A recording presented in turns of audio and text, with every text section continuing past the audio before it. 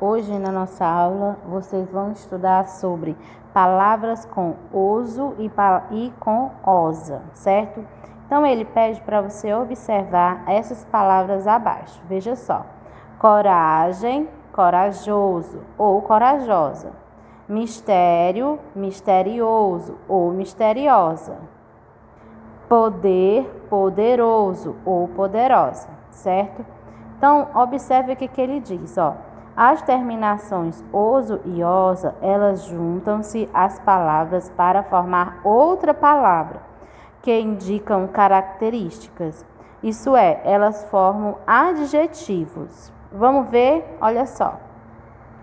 Por exemplo, a palavra sabor mais o oso ou a osa vai ficar saboroso ou saborosa.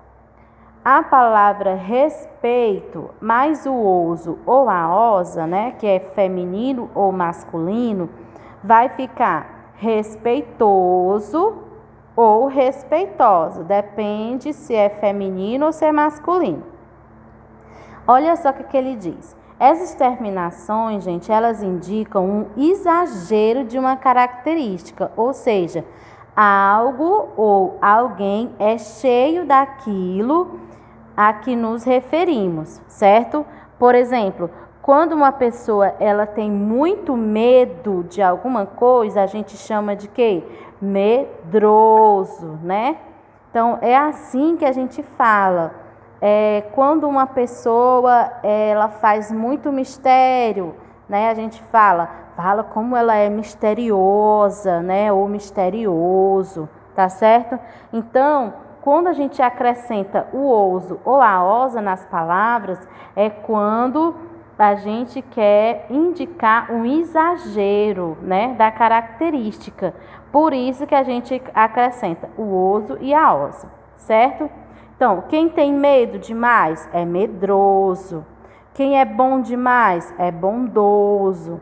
Quem mente, mentiroso, né? Quem teima, teimoso. Quem é hábil, habilidoso, entendeu? Então, sempre que você for colocar uma palavra que você vai acrescentar o oso e a osa, é quando tem um certo exagero nessa palavra, quando é além do que a palavra original, tá certo, gente? Também nós vamos estar estudando, gente, a leitura de um texto, que é esse daqui, ó, o poema de São João, certo? Ele foi escrito pelo Jânio Lima, tá? Então, nos primeiros estrofes, que são esses aqui, ó, ele vai falar: noite de São João, fogos desmancham-se no ar, meninos e meninas põem-se a brincar. E aí, ele vai mandar você ler todo o texto, que você já está no 4º ano e você vai ler esse texto, tá certo? Você lê o texto com atenção. Observe que no texto tem essas palavras aqui, ó, palavras em negrito. E essas palavras aqui, elas fazem parte, gente, do vocabulário do texto, que é esse aqui, ó. No vocabulário do texto vai ter as palavras que estão em negrito lá, que provavelmente você não sabe o significado. Você vai ler com atenção o que significa cada uma delas. Depois você vai responder a atividade, que é o estudo do vocabulário, que é de acordo com essas palavras aqui, ó, e o estudo do texto, que é de acordo com esse texto que você vai ler, tá bom? E agora nós vamos falar sobre o substantivo próprio e o substantivo comum. Também vai ter um texto, Infância Feliz, tá certo? Você vai ler com atenção, tá certo? E vai ter essas palavras aqui, ó, em negrito também no texto, mais escurinhas, certo?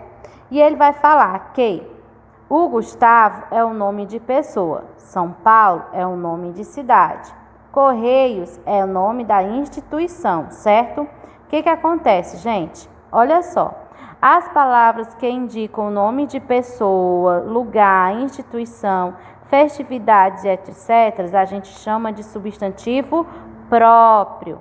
Eles são sempre escritas com a letra maiúscula. Lembra que a tia sempre diz isso para vocês? Pois é. Aí veja aí, ó. Pássaro é o nome de animal, boneco é o nome de um objeto e professora é o nome de uma profissão, certo? Então vamos lá. As palavras que indicam o nome de objetos, profissões, animais, frutas, parentesco e etc., elas são os substantivos comuns. Elas são sempre escritas com as letras iniciais minúsculas, tá bom?